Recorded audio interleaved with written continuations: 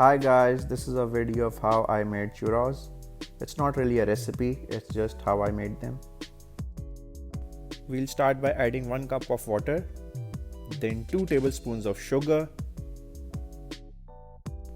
Cook it on medium heat and then add 1 teaspoon of salt.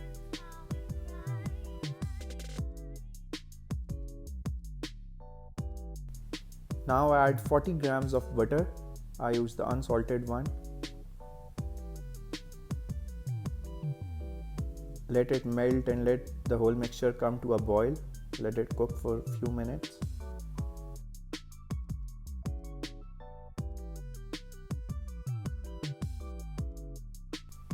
Then we'll add 1 cup of flour in this mixture. Make sure the quantity of water and flour is same. And then just mix it. It will be a little difficult to mix because I don't know for what reason, but if you keep stirring with a spatula, eventually it will mix. Keep mixing as if it is your workout, and then when it's mixed properly, then we will add 2 eggs in the mixture, but one by one. First we'll add the first egg.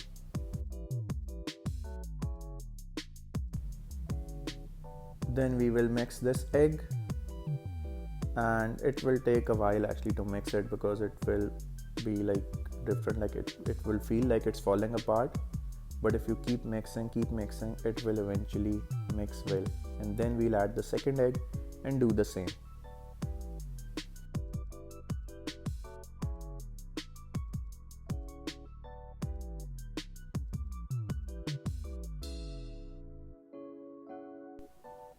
You actually have to mix it for a while, so keep mixing, and eventually your right arm will have some biceps as well, just like mine. So when you feel it's a consistent dough, just let it sit for a while, around 10-15 minutes, or you can actually use it the next day as well, up to you.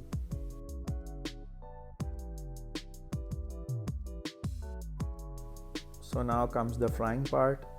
Just put some oil in a pan and put it on medium heat, and make sure it's not too hot, but it should be hot enough to fry them.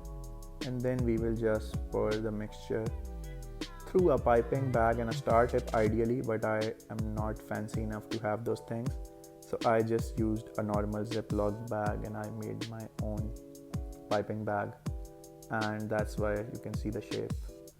But actually I was not sure why is this shape like this, so then I figured out that maybe I should put them like on a baking paper and then fry them like this. So I think this was a better idea actually, to make them like straight. I will actually have all of the shapes, you will see shortly. So then for the icing, we will put 1 spoon of sugar and 1 spoon of cinnamon powder. We will mix this.